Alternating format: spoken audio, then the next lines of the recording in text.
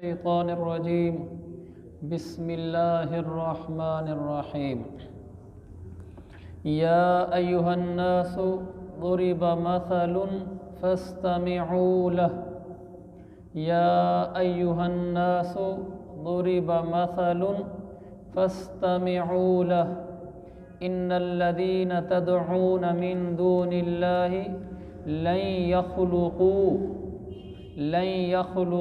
ذبابا ولو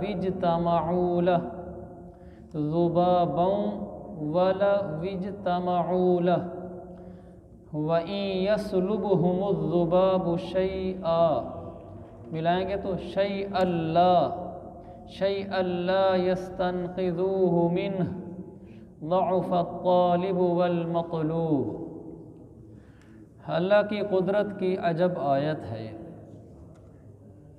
اللہ تعالیٰ فرماتا ہے یا ایھا الناس، اے لوگو، ضرب مثل، ایک مثال بیان کی جا رہی ہے، فاستمعوا لہ، ذرا دھیان سے سننا۔ کیا مثال ہے؟ ان الذین تدعون من دون اللہ، جو لوگ اللہ کو چھوڑ کر کسی اور کو پکارتے ہیں، جو دوسرے معبودان باطلہ ہیں، جن کو خدا بنا رکھا ہے، جتنے بھی ایسے ہیں جن کو خدا بنایا ہوا ہے کافروں نے، اللہ نے فرمایا یہ جو خدا بنے ہوئے ہیں، لن یخلقوا ذبابا ولو اجتمعوا لہ، یہ سارے خدا اکٹھے مل کر بھی ایک چھوٹی سی مکھی بھی نہیں بنا سکتے، ایک چھوٹی سی مکھی بھی پیدا نہیں کر سکتے۔ کیا اللہ تعالیٰ نے انسانوں کو یہاں للکارا ہے اور چیلنج دیا ہے کہ ساری دنیا کے لوگ مل جائیں، سارے اکٹھے ہو جائیں، ایک مکھی کتنی چھوٹی مخلوق ہے، کہ یہ بنا کے دکھلاؤ، مکھی نہیں بنا سکتے۔ پھر آگے فرمایا مکھی بنانا تو بڑی دور کی بات ہے، وَإِن يَسْلُبْهُمُ الذُّبَابُ شَيْئًا، اگر مکھی ان کی کوئی تھوڑی سی چیز چھین کر لے جائے، لا يستنقذوه منه، یہ سارے مل کر مکھی سے جو چیز لے کر گئی ہے چھڑا نہیں سکتے۔ ضعف الطالب والمطلوب، یہ عبادت گزار بھی کتنے کمزور ہیں اور ان کے یہ معبودان باطلہ بھی کتنے کمزور ہیں۔ جب یہ آیت میں مطالعہ کر رہا تھا درس کے لیے تو میرے ذہن میں یہ ویسے خیال آیا، میں نے کہا یہ ہو نہیں سکتا کہ اللہ نے مکھی کی مثال بلا وجہ دی ہو، یعنی ایسا نہیں ہے کہ چلو اللہ نے مکھی کی مثال دے دی۔ میں نے کہا ضرور اس میں کوئی راز ہوگا، ایک یہ بات۔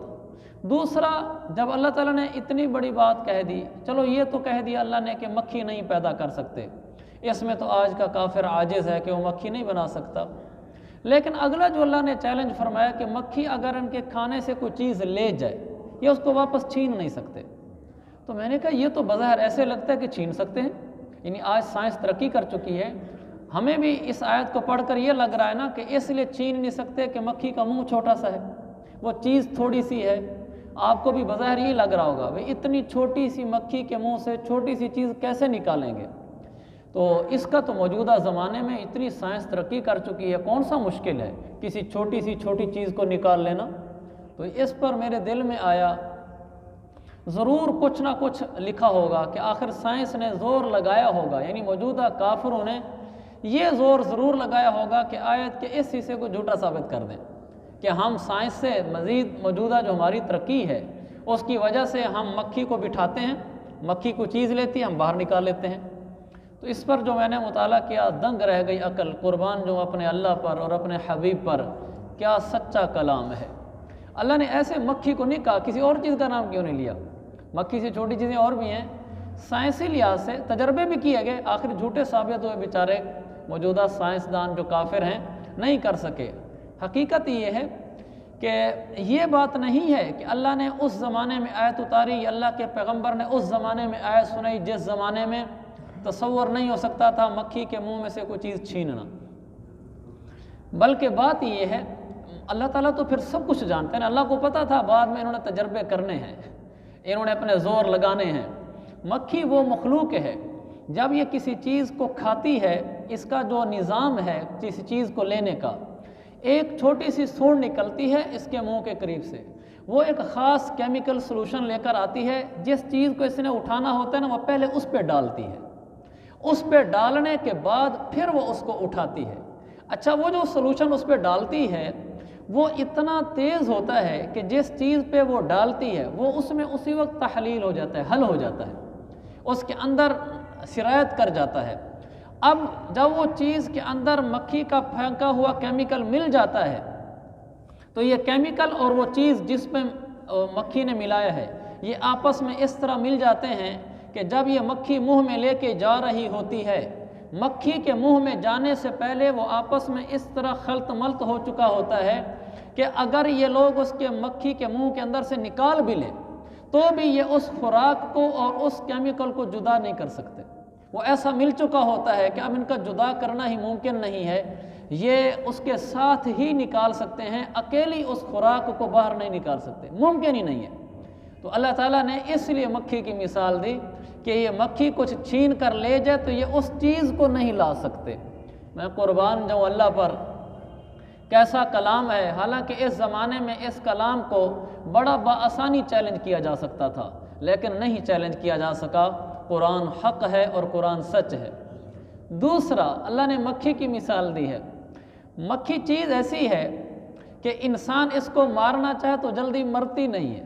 آپ کبھی تجربہ کر کے دیکھ لیں، آپ ہاتھ کریں مکھی پہلے اڑ جاتی ہے۔ آپ نے 20 دفعہ اس کو دیکھا ہوگا کہ مکھی کی طرف آدمی ہاتھ بڑھانے لگے وہ پہلے اڑ جاتی ہے۔ یہ بھی میں نے آج ہی پڑھا کہ ایسا کیوں ہے۔ مکھی کی آنکھ میں جو لینز لگے ہوتے ہیں یہ عام جانوروں کے لینز سے مختلف ہوتے ہیں، اور بعض مکھیوں کی قسمیں ایسی ہیں جن کی آنکھوں میں 5000 لینز ہوتے ہیں، اور اس کے بعض لینز ایسے ہوتے ہیں یہ اتنے تیز ہیں کہ ہماری ابھی حرکت دور ہو رہی ہوتی ہے یہ پہلے اس کو ڈیٹیکٹ کر لیتے ہیں، اس کو پہلے پتہ چل جاتا ہے یہ کچھ میری چیز آ رہی ہے۔ ایک تو ان کے لینز کی تیزی، دوسرا جو مکھی کا دماغ ہے یہ غیر معمولی تیز ہے۔ مکھیاں جہاں کہیں بیٹھتی ہیں، یہ کیلیفورنیا انسٹیٹیوٹ آف ٹیکنالوجی پورا ایک ادارہ ہے، اس نے مکھیوں پر تحقیق کی، انہوں نے دیکھا کہ مکھیوں کی انہوں نے ویڈیوز بنائی، تجربات کیے۔ مکھیاں جہاں جا کر بیٹھتی ہیں وہ بیٹھنے سے پہلے اپنے اڑنے کا انتظام کرتی ہے کہ جہاں وہ بیٹھنے لگتی ہے وہ دیکھتی ہے کہ مجھے اگر یہاں سے اڑنا پڑے تو میں کیسے اڑوں گی، تو وہ اس کا خیال کر کے مکھی آتی ہے۔ جب اس کی طرف کوئی حرکت ہونے لگتی ہے، ایک اس کے دماغ کی تیزی اور دوسرا اس کے آنکھوں کے لینز کی تیزی یہ اس کو فوراً بتا دیتی ہے، اس لیے بہت مشکل سے مکھی قابو میں آتی ہے۔ اب یہ تو نہیں ہے کہ ماری نہیں جا سکتی، ماری جا سکتی ہے، لیکن عمومی طور پر ہم دیکھتے ہیں کہ ہم جیسے ہاتھ اٹھاتے ہیں پہلے اڑ جاتی ہے۔ تو اللہ نے مکھی کی جو مثال دی ہے تو ایسے نہیں دی، اللہ نے یہ بتایا کہ اتنی چھوٹی سی مکھی وہ ایسی ہے کہ تم اس کے منہ سے گئی ہوئی خوراک کو واپس نہیں لا سکتے، اتنی چھوٹی سی مکھی کہ تم طاقتور انسان ہو، تمہارے ہاتھ کو وہ پہلے پہچان لیتی ہے کہ میری طرف بڑھ رہا ہے، اتنی چھوٹی سی مکھی کہ وہ بیٹھنے سے پہلے اپنے منصوبے کر لیتی ہے کہ میں نے کیسے اڑنا ہے۔ تم سارے مل کر میری اتنی چھوٹی سی مخلوق کا مقابلہ کرنے سے عاجز ہو تو پھر بھی تم اللہ کو نہیں مانتے جس نے مخلوق بنائی ہے۔ کیسے ضعف الطالب والمطلوب، اللہ فرماتے کتنے کمزور ہو تم معبودان باطلہ کی عبادت کرنے والے، اور تمہارے معبود بھی کتنے کمزور ہیں، یہ سارے مل کر میری مکھی سے اندر گئی ہوئی خوراک کو اسی حالت میں واپس نہیں لا سکتے، تو طاقتور تو میں ہوا اور کمزور تم ہوئے۔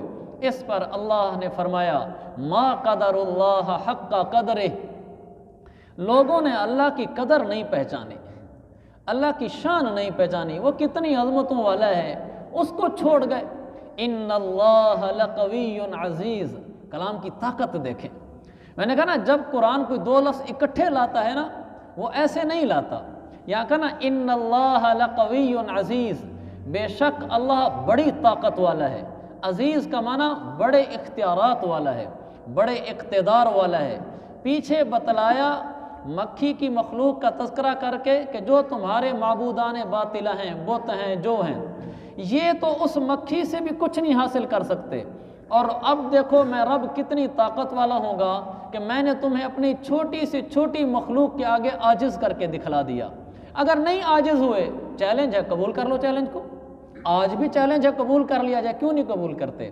معلوم ہوا کہ ساری مخلوق کمزور ہے، ساری مخلوق والے کمزور ہیں، اور اللہ کون ہے؟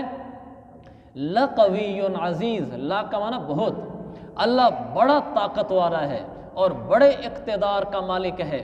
تو پیچھے چونکہ معبودان باطلہ کی کمزوری بیان کی تو آگے قوی عزیز کہا کہ میں بڑی طاقت والا ہوں، اور اسے پہلے کہا کہ لوگوں نے اللہ کی قدر نہیں پہچانی، اللہ کی عظمت نہیں پہچانی۔ کافروں نے تو خیر پہچانی ہی نہیں کہ انہوں نے اللہ کی عبادت نہیں کی، توحید کہلنے ہوئے، لیکن قرآن کے الفاظ تو عام ہیں، یعنی سب کے لیے ہیں کہ لوگوں نے اللہ کی قدر نہیں پہچانی۔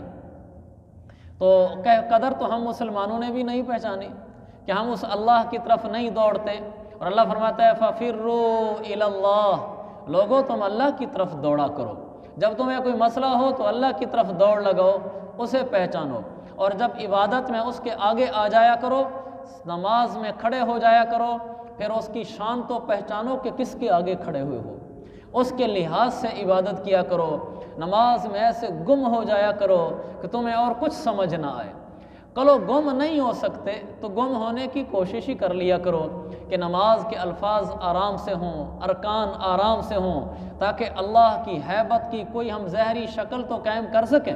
دیکھیں جب آدمی کسی بڑے آدمی کو پاس جاتا ہے تو اس کی قدر پہچانتا ہے، موبائل پہلے سائلنٹ پہ کر لیتا ہے، وہاں جا کر بے جا بات نہیں کرتا۔ دیکھو ہم جتنے بیٹھے ہوئے ہیں، ہم میں سے کسی کو وزیر اعلیٰ پنجاب کا پیغام آ جائے کہ آپ نے میرے پاس آنا ہے، کوئی میٹنگ میں شریک ہونا ہے، آپ مجھے خود بتائیں ہم کتنے حساس ہو جائیں گے ان کے آفس میں داخل ہوتے ہوئے۔ ہم پہلے موبائل سائلنٹ پہ لگا لیں گے، ہم پہلے ہی حساس ہو جائیں گے کہ ہم ایک بڑے آدمی کے پاس آئے ہوئے ہیں اس کے دفتر میں۔ اللہ ان سے بھی چھوٹا ہے، اللہ کی شان اس سے بھی کم ہے کہ جب اللہ کی بارگاہ میں آتے ہیں ہم حساس نہیں ہوتے، ہم اندر سے یہ خیال نہیں کرتے کہ میں ایک بڑی ہستی کے سامنے آ چکا ہوں، تو ہم نے بھی تو اللہ کو نہ پہچانا، اللہ کی ناقدری کی۔ زیادہ ناقدری ان لوگوں نے کی جنہوں نے اللہ اور مخلوق کا عمل کے لحاظ سے مقابلہ کر کے دکھلا دیا کہ اللہ کی کوئی قدر نہیں ہے، مخلوق کی قدر ہے۔ کیسے؟ جو انسان لوگوں میں نماز پڑھتا ہے تو آرام آرام سے پڑھتا ہے، دھیان سے پڑھتا ہے، نماز کو اچھا کر کے پڑھتا ہے، کیوں؟ لوگ دیکھ رہے ہیں، اس کے دل میں لوگوں کا مقام ہے۔ یہی آدمی جب گھر میں اکیلے پڑھ رہا ہوتا ہے تو تیز تیز پڑھ رہا ہوتا ہے، آرام سے نہیں پڑھ رہا ہوتا۔ اس نے تو بتا دیا ہے کہ لوگوں کا مقام ہے، اللہ کا کوئی مقام نہیں ہے، اس پر میرا رب بھی ناراض ہوا۔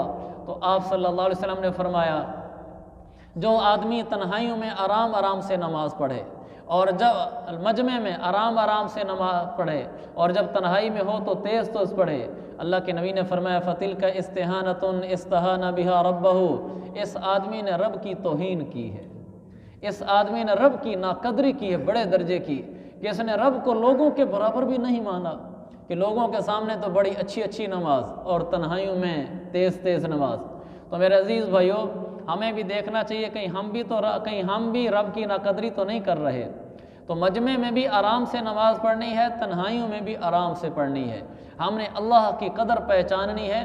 جب نماز میں آنا ہے تو خشوع خضوع کے ساتھ، داڑھی کے ساتھ نہیں کھیلنا چاہیے نماز دوران، اور ایسے ہی دوران نماز کپڑوں کے ساتھ نہیں کھیلنا چاہیے کہ ہم اللہ کے سامنے آئے کھڑے ہیں، ہم نے اس کی قدر پہچاننی ہے کہ کس ذات کے سامنے کھڑے ہوئے ہیں۔ اللہ یصطفی من الملائکۃ رسلا ومن الناس، اللہ فرشتوں میں سے بھی اپنا پیغام پہنچانے والے منتخب کرتا ہے اور انسانوں میں سے بھی۔ کچھ فرشتے ہیں جو اللہ کا پیغام لے کر آتے ہیں جیسے حضرت جبریل علیہ السلام، اور کچھ انسان ہیں جو اللہ کا پیغام لوگوں تک پہنچاتے ہیں جیسے انبیاء کرام۔ ان اللہ سمیع بصیر، بے شک اللہ خوب سننے والا اور ہر بات کو دیکھنے والا ہے۔ اللہ سے کوئی چیز مخفی نہیں ہے، جو اللہ نے رسول بنائے ہیں ان کا پیغام بھی اللہ کے علم میں ہوتا ہے۔ یعلم ما بین ایدیہم وما خلفہم، اللہ تعالیٰ ان کے آگے اور پیچھے کی ساری باتوں کو جانتا ہے۔ ہمارے آگے پیچھے جو کچھ ہے سب اللہ کے علم میں ہے۔ میرے آگے کیا حالات آنے والے ہیں اللہ کے علم میں ہے، پیچھے میرے کیا حالات گزر چکے ہیں اللہ کے علم میں ہے۔ تو پھر کیا کرنا چاہیے؟ وَإِلَى اللَّهِ تُرْجَعُ الْأُمُورِ، سارے معاملات کا دار و مدار تو اللہ پر ہے، سارے کام تو اللہ کے ہاتھ میں ہیں۔ کیا مطلب؟ جب میرا سب کچھ اللہ جانتا ہے تو فرمایا سارے کام اس کے ہاتھ میں ہیں، اس کے ہاتھ میں ہونے کا مطلب یہ ہے کہ پھر ادھر ادھر کیوں دوڑتے ہو؟ جب سب کچھ اسی کے ہاتھ میں ہے تو جو انسان یہ دل سے سمجھتا ہے کہ میرے سارے کام اللہ بناتا ہے، اگر کام بگڑتے ہیں تو اس کے حکم سے بگڑتے ہیں، بنتے ہیں تو اس کے حکم سے بنتے ہیں، میرے اوپر کسی کا ذرا برابر بھی اختیار نہیں چلتا، میرے سارے کاموں کو اکیلا وہ وہاں سے ہینڈل کر رہا ہے، اکیلا اللہ میرے کاموں کو دیکھ رہا ہے اور وہی میرے کام سارے جانتا ہے، تو پھر ہمیں کیا کرنا ہے؟ ہم نے اللہ کے آگے اپنی ضروریات رکھنی ہیں کہ اللہ مجھے یہ پریشانی درپیش ہے، میرے کام تو یا اللہ تیرے ہاتھ میں ہے بننے بگڑنے، تو میرا کام بنا دے، یا اللہ مجھے یہ مسئلہ درپیش ہے، میرے مسئلے کو تو حل فرما دے۔ جو آدمی بھی اپنا مسئلہ اللہ کے آگے رکھتا ہے قضیت حاجتہ، اللہ اس کے کام کو کر دیتا ہے۔ وَمَنْ أَنزَلَ بِغَيْرِ اللَّهِ، اور جو اللہ کو چھوڑ کر کسی اور کے آگے اپنی حاجت بیان کرتا ہے تو فرمایا وکیل الیہ، اللہ اس آدمی کو اس آدمی کے حوالے کر دیتا ہے، پھر دنیا کا نظام چلتا ہے، کام ہو گیا تو ہو گیا، نہ ہوا تو نہ ہوا، لیکن جب انسان اللہ کے آگے آ جاتا ہے پھر اللہ خود کام سنبھالتا ہے، اور جس کے کام اللہ سنبھالتا ہے اس کے ہو جاتے ہیں۔ ہو جانے کا یہ مطلب نہیں ہے کہ میں نے اللہ سے دعائیں مانگی تو میرا وہ کام ویسے ہی ہو جائے، نہیں، بعض دفعہ وہ کام نہیں ہوتا اور اسی میں فائدہ ہوتا ہے۔ خود میری زندگی میں ایسی مثالیں ہیں، آپ کی زندگی میں بھی مثالیں ہوں گی کہ بعض دفعہ انسان چاہتا ہے کہ میرا یہ کام ہو جائے لیکن وہ نہیں ہوتا، بعد میں پتہ چلتا ہے کہ اچھا ہوا یہ کام نہیں ہوا، اگر یہ ہو جاتا تو اتنا میرا فائدہ نہیں تھا جتنا نہ ہونے میں فائدہ ہوا ہے۔ چند مثالیں میری بھی ہیں، آپ کی بھی ہوں گی۔ تو اللہ بہتر جانتا ہے کہ اس کے کام کو میں نے کیسے سنبھالنا ہے۔ ہم اپنے آپ کو اللہ کے حوالے کر دیں، اپنی ہر ضرورت کو اللہ سے مانگیں، ہر مسئلے کو اللہ کے آگے رکھیں۔ میرے بھائیو، اللہ میں ایک نئی زندگی دے دے گا، ہم ایک عجب سے جہان میں رہنے لگ جائیں گے کہ ڈائریکٹ جیسے اسے تار جڑ گئی ہو نا، پھر انسان سولی پہ لٹک کر بھی پرسکون ہوتا ہے، اس لیے کہ وہ رب سے جڑا ہوا ہے، اور اگر رب سے کٹا ہوا ہو، مخلوق سے جڑا ہوا ہو، یعنی دل کی سوئی مخلوق کی طرف ہو کہ میرے کام یہاں سے بنیں گے، یہاں بھی رسوا ہوگا اور آخرت میں بھی رسوا ہوگا۔ آگے فرمایا یا ایھا الذین آمنوا ارکعوا واسجدوا واعبدوا ربکم وافعلوا الخیر لعلکم تفلحون، اے ایمان والو رکوع کرو، سجدہ کرو اور اپنے رب کی عبادت کرو، وافعلوا الخیر، اور خیر کے کام کرو تاکہ تم فلاح پا جاؤ۔ فلاح عربی میں کامیابی کو کہتے ہیں، فوز عربی میں کامیابی کو کہتے ہیں، نجاح عربی میں کامیابی کو کہتے ہیں۔ عربی تو پھر سمندر زبان ہے، ایک لفظ کے لیے کئی معنی ہوتے ہیں۔ فلاح اس کامیابی کو کہتے ہیں جس میں دنیا کی بھی کامیابی ہو اور آخرت کی بھی کامیابی ہو، اس کامیابی کو فلاح کہتے ہیں۔ تو اللہ تعالیٰ فرماتے ہیں وَافْعَلُوا الْخَيْرَ، تم خیر کے کام کرتے رہا کرو، تم کامیاب ہو جاؤ گے۔ جو انسان دنیا اور آخرت میں خیر چاہتا ہے، آخرت میں کامیابی چاہتا ہے، وہ خیر کے کام کرے، شر کے کام نہ کرے۔ خیر کے کام بہت سارے ہیں، سب سے پہلے تو شریعت ہے، شریعت کا ہر کام خیر ہے، گناہوں سے بچنا، فرائض کا اہتمام کرنا، باقی جہاں جہاں بھی اس کو خیر کا کام نظر آئے، یعنی یہ مثبت انسان بنے، منفی نہ بنے، یہ ہمدرد بنے، بدخواہ نہ بنے، یہ ایک اچھا انسان بنے، برا انسان نہ بنے، یہ مثبت ذہنیت کا مالک ہو، منفیت کا مالک نہ ہو، یہ خیر والا انسان ہے۔ جو انسان خیر والا ہو جاتا ہے، مثبت سوچتا ہے، اللہ فرماتا ہے تیری کامیابی میرے ذمہ ہو گئی۔ ہمارے معاشرے میں منفیت ہے، کسی نے اگر مجھے تکلیف پہنچائی ہے تو میرا بس چلا تو میں ضرور پہنچاؤں گا اس کو، میں یہ نہیں کہتا بھئی اس کا بھلا ہو، اس نے جو میرے ساتھ کیا سو کیا، وہ جانے اور اس کا رب جانے، میں اس کے ساتھ خیر کا معاملہ کروں گا، میں اس کے ساتھ شر کا معاملہ نہیں کروں گا۔ اس نے میرے ساتھ شر والے رویے رکھے، میں اس کے ساتھ خیر والے رویے رکھوں گا، میں ہر جگہ ایک خیر والا انسان بن کر رہوں گا، میری ذات سے کسی کو تکلیف نہ پہنچے، میں منفی بن کر کسی کی جڑیں نہیں کاٹوں گا، کسی کی مخالفت میں نہیں آؤں گا، کسی کی ٹسل میں نہیں آؤں گا، میں ہر ایک کے بارے میں اچھا رہوں گا، بھلا وہ میرے بارے میں منفی ہے مجھے پتہ بھی ہے، لیکن میں اس کے بارے میں خیر والا رہوں گا، شر والا نہیں بنوں گا۔ اگر ہم ایسے کر دیں گے، اللہ فرماتا ہے لعلکم تفلحون، تمہاری فلاح، دنیا اور آخرت کی کامیابی پھر میرے ذمہ ہو گئی، دنیا میں تمہیں کامیاب کر کے دکھلاؤں گا اور آخرت میں بھی کامیاب کر کے دکھلاؤں گا۔ کاش ہمارے دل ان باتوں کو مانتے کہ ہم ساری زندگی خیر والے انسان بنیں گے، پھر دنیا بھی ہماری ہے، آخرت بھی ہماری ہے۔ آگے فرمایا وَجَاهِدُوا فِي اللَّهِ حَقَّ جِهَادِهِ، اور اللہ کے راستے میں جہاد کرو جیسا کہ جہاد کا حق ہے۔ لفظ جہاد کئی معنی میں استعمال ہوتا ہے۔ جہاد کی 3 قسمیں ہیں، جہاد بالسیف، جہاد بالقلم، جہاد باللسان۔ جہاد بالسیف تلوار سے جہاد کرنا، جیسے مجاہدین کرتے ہیں، اللہ کے نام پر کفر سے لڑتے ہیں، کافروں سے لڑتے ہیں، یہ جہاد بالسیف ہے۔ دوسرا جہاد بالقلم، آپ کی تحریر سے دین پھیل رہا ہو۔ جہاد بمعنی کوشش، کہ آپ کوشش کر کے قلم استعمال کرو اور دین کو پھیلاؤ۔ جہاد باللسان، آپ زبان سے کوشش کرو کہ اللہ کا دین پھیل جائے۔ یہ تینوں جہاد ہیں۔ تو فرمایا اللہ کے راستے میں جہاد کرو جیسے جہاد کا حق ہے۔ حق کا کیا مطلب ہے؟ اخلاص کے ساتھ، کہ انسان دین کا کام کر رہا ہو، مقصود دنیاوی شہرت نہ ہو، مقصود لوگوں سے تعلق بنا کر ان سے مال بٹورنا نہ ہو، مقصود لوگوں میں نام پیدا کرنا نہ ہو، مقصود یہ ہو کہ میں اللہ کے دین کو بلند کروں گا، اللہ کے دین کی سر بلندی کے لیے اپنے قلم کو، اپنی زبان کو اور اپنی تلوار کو استعمال کروں گا۔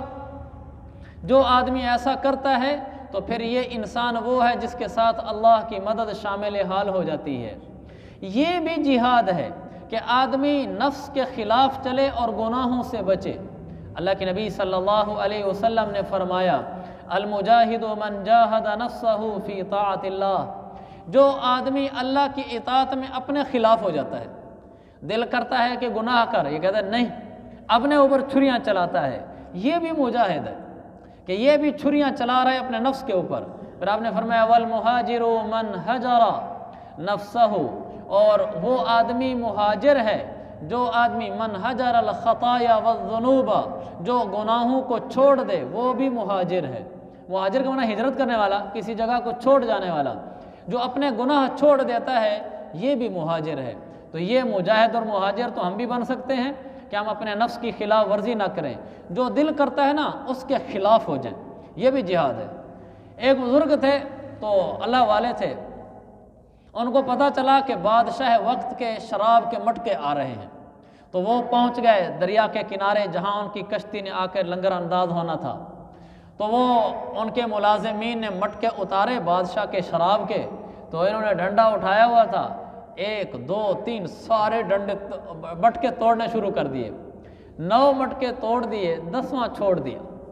تو ان کے کرندے تو 1 منٹ میں بادشاہ کے پاس پہنچ گئے، جو فلاں آدمی جو ہے اس نے آپ کے سارے مٹکے توڑ دیے ہیں، بادشاہ نے کہا اس کو گرفتار کر کے لاؤ۔ وہ گرفتار ہو کے پہنچ گیا اللہ کے سامنے، بادشاہ کے سامنے۔ تو بادشاہ نے کہا کہ سب سے پہلی بات تو یہ ہے کہ تو نے جرت کیسے کی ہے میرے مٹکے توڑنے کی؟ اس نے کہا کہ میرے ضمیر نے گوارا نہیں کیا، ہمارا بادشاہ شراب پیے، میں نے توڑ دیے۔ اس نے کہا اگر اتنا ہی جرت مند تھا تو اگلا میرا سوال یہ کہ 10واں مٹکا کیوں چھوڑا ہے؟ المجاہد من جاہد نفسہ فی طاعت اللہ، کہنے لگا 10واں مٹکا اس لیے چھوڑا ہے، جب میں پہلے مٹکے توڑ رہا تھا تو میں اس لیے توڑ رہا تھا کہ میں شراب کو ختم کر رہا ہوں۔ جب میں پہنچا نا 10ویں مٹکے پر تو میرے دل نے آگے سے کہا کہ تو بڑا آدمی ہے، بادشاہ کے سارے مٹکے توڑ دیے ہیں۔ تو میں نے دیکھا کہ اب اللہ کی اطاعت اس میں ہے کہ اب میں اپنے آپ کو روکوں 10واں مٹکا توڑنے سے، کیونکہ دل چاہ رہا تھا کہ توڑ دوں۔ اب میں نے کہا کہ یہ توڑنا ریاکاری کے لیے، یہ نام و نمود کے لیے ہے، اب یہ شہرت کے لیے ہے کہ میں نے سارے مٹکے توڑ دیے۔ تو آخری مٹکے پہ میں ڈاواں ڈول ہونے لگا تو اللہ نے مجھے توفیق دی، میں اپنے نفس کے اوپر چڑھ گیا۔ میں نے کہا نہیں توڑوں گا اس کو، اس لیے کہ توڑنا اللہ کے لیے نہیں ہے۔ بادشاہ نے کہا جو اتنا اپنے نفس کے خلاف کرنے والا ہو ایسے آدمی کو میں بھی کچھ نہیں کہتا، چلو جاؤ۔ تو میرے عزیز بھائیو، اپنے نفس کے خلاف ہو جانا، نفس شہرت کا کہے اس کو پیچھے ہٹانا کہ تیری نہیں ماننی، نفس نام و نمود کا کہے تو پیچھے ہٹ جانا۔ ہم نے وہ کرنا ہے جو اللہ کہے گا، اللہ کی رضامندی والا کام کرنا ہے، یہ صحیح جہاد ہے۔ ہوا جتباکم، اللہ نے تمہیں چنا ہے، ہوا جتباکم، اللہ نے تمہیں چنا ہے۔ وما جعل علیکم فی الدین من حرج، اور تم پر دین کے معاملے میں کوئی تنگی نہیں رکھی۔ اللہ نے ہمیں اپنے دین کے لیے منتخب کر لیا ہے، یہ بہت بڑی سعادت ہے۔ اب دیکھیں نا، اس وقت دنیا کی آبادی تقریباً کوئی 8 ارب ہے، اور اس میں مسلمانوں کی آبادی صرف 1.25 سے 1.5 ارب ہے پوری دنیا میں۔ 8 ارب میں سے 1.5 ارب مسلمان ہیں، تو اللہ نے ہمیں اس 6.5 ارب میں نہیں کیا، اللہ نے ہمیں چنا ہے، ہمیں 1.5 ارب میں سے کیا ہے۔ کتنا بڑا فضل ہے اس کا۔ پھر 1.5 ارب میں ان میں شامل کیا ہے جن کے رخ مسجدوں کی طرف ہیں، یہ کتنا بڑا احسان ہے اس کا۔ پھر مسجدوں والوں میں سے بھی ان کی طرف کیا ہے جو قرآن والے ہیں۔ یہ اللہ اجتباکم، اللہ نے ہمیں چنا ہے، ہمیں اس پر شکر ادا کرنا چاہیے کہ اللہ تیری مہربانی کہ تو نے میرے جیسے کو چن لیا ہے۔ اور فرمایا دین میں کوئی تنگی نہیں رکھی۔ تنگی نہیں رکھی کا کیا مطلب؟ شریعت کا کوئی ایک حکم بھی ایسا نہیں ہے جو ناقابل برداشت ہو، ایک حکم بھی نہیں ہے۔ ہر حکم اللہ نے ایسے رکھا ہے جو ہماری برداشت میں ہو، جہاں برداشت جواب دے جائے اللہ شریعت پیچھے کر لیتا ہے۔ مثلا حکم یہ ہے کہ کھڑے ہو کر نماز پڑھو، تو ہم کھڑے ہو کر نہیں پڑھ سکتے، بیمار ہو گئے، اللہ نے شریعت پیچھے کر لی کہ اب شریعت تیرے لیے کہ بیٹھ کے پڑھ لو۔ تنگی نہیں رکھی، بیٹھ کے نہیں پڑھ سکتے لیٹ کے پڑھ لو۔ ایسے 20 شریعت کے احکامات ہیں جہاں شریعت نے تنگی نہیں رکھی ہمارے لیے بلکہ آسانی رکھی ہے۔ ملت ابیکم ابراہیم، تم اپنے باپ ابراہیم کے دین کو تھامے رکھو۔ ہوا سماکم المسلمین من قبل، ابراہیم علیہ السلام نے تمہارا نام پہلے مسلمان رکھا تھا، تو اور یہاں بھی وفی ھذا، اور اس قرآن میں بھی تمہارا نام مسلمان ہے۔ ابراہیم علیہ السلام نے اپنی امت کے لوگوں کو مسلمان کہا تھا، تو ہم جو مسلمان ہیں حضور صلی اللہ علیہ وسلم کی امت کے، ہمیں ایک بہت بڑا اعزاز بیج ملا ہوا ہے، اور ہمیں قیامت والے دن نا ان بیجوں کے اور ان پھولوں کی عزت ملے گی، ہم اس کو دیکھیں گے۔ کون سی عزت؟ لیکون الرسول شہیدا علیکم وتکونوا شہداء علی الناس، وہ اعزاز یہ ہے کہ رسول تمہارے لیے گواہ بنیں گے، تم لوگوں کے لیے گواہ بنو گے۔ وہ یوں ہوگا قیامت والے دن حضور علیہ السلام آئیں گے، صحیح بخاری کی روایت ہے، تو آپ کہیں گے یا اللہ یہ میری امت ہے، میں نے ان کو دین پہنچا دیا تھا، تو ہم اقرار کریں گے جی ہاں یا اللہ ہمارے نبی نے دین پہنچا دیا تھا، تو حضور ہمارے اوپر گواہی دیں گے کہ میں ان کے مسلمان ہونے کا گواہ ہوں، میں نے ان کو دین بھی پہنچایا تھا اور یہ ایمان بھی قبول کیا تھا انہوں نے۔ لیکن پچھلی امتوں کا معاملہ کوئی ڈاما ڈولی ہے، جب ان کے نبی آئیں گے نا تو کہیں گے یا اللہ ہم نے ان کو دین پہنچا دیا تھا، تو ان کی بعض امتیں مکر جائیں گی، کہیں گی کون سا دین، ہمیں تو کوئی نہیں پہنچایا تھا، گواہ لاؤ۔ تو اس وقت امت محمدیہ اٹھے گی، یہ کہے گی کہ یا اللہ ہم گواہی دیتے ہیں کہ حضرت نوح نے دین پہنچایا، موسیٰ نے دین پہنچایا، عیسیٰ نے دین پہنچایا، شیس نے دین پہنچایا، آدم نے دین پہنچایا، ابراہیم نے دین پہنچایا، ان نبیوں نے دین پہنچایا۔ تو وہ جو امتیں ہوں گی وہ ہمارے مد مقابل آ جائیں گی، مدعی بن جائیں گی، کہیں گے یہ کیسے کہہ رہے ہیں، جب ہمارا نبی ہمارے پاس آئے یہ تو وہاں تھے ہی نہیں، ان کو کیسے پتہ ہے کہ انہوں نے دین پہنچا دیا تھا۔ امت محمدیہ کہے گی ہمارے نبی نے ہمیں بتایا تھا کہ پچھلے نبیوں نے اپنی امتوں کو دین بتایا ہے، ہمارا نبی سچا ہے اس لیے انہوں نے دین پہنچایا تھا۔ ہم اپنے نبی کی زبان پر اعتماد کرتے ہوئے گواہی دیتے ہیں کہ نبی تمہیں دین پہنچا گئے تھے۔